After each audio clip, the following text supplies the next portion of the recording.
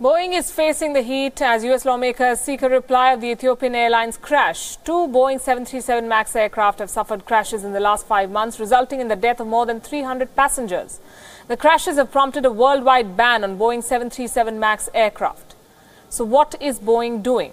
Two things. One, the company will make a previously optional cockpit warning light mandatory. This warning light will be added as part of a software upgrade.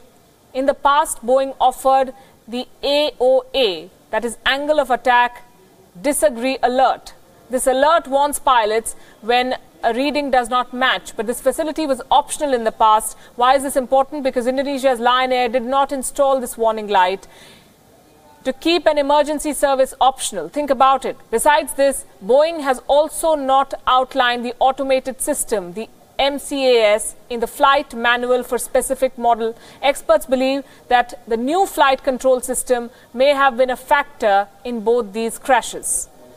The US government took the decision to ground the Boeing after 12 countries did so.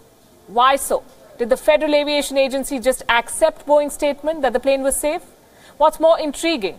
Here it is. The company was today awarded a $4 billion contract to produce 78 Navy jets. Now, is the US government's way of easing the financial pressure on Boeing? That is the question. Given the close ties between the president and the company, is this a way of arresting the fall in the market share of Boeing? We do not know. But we do know that Boeing's influence in the US has grown over the years. Boeing has spent nearly $275 million on lobbying alone since 1998, $15.1 million just the last year alone, and they are head and shoulders above any other defense company when it comes to lobbying in America. So where does this donation from lobbyists go? Straight into the kitty of House and Senate Appropriation Committee members. These members decide how to spend the defense budget, and they are likely to favor Boeing dishing out contracts. This lobbying, of course, has worked for Boeing. In 2018 alone, there are 60 bills that allegedly favor Boeing. And if you think lobbying is where Boeing spends all its money to buy influence, you're mistaken.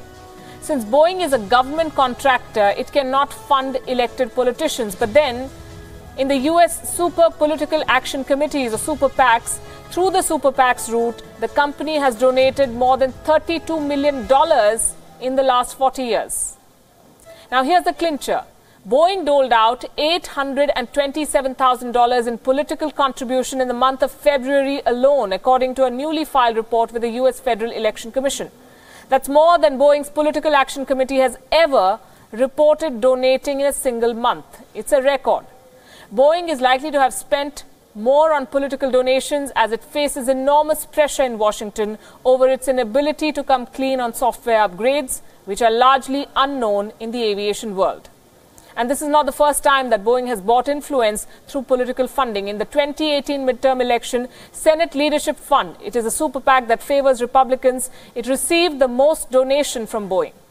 And all this is data from the Center for Responsive Politics. Boeing essentially has strong influence in the White House. It funds the party's campaigns. It lobbies hard to get law favoring the company. It gets tax cuts in return from the government. It funds the inauguration of American presidents. It manipulates markets. And when accidents happen due to oversight and utter lack of care, it can, of course, clean up the mess with free upgrades.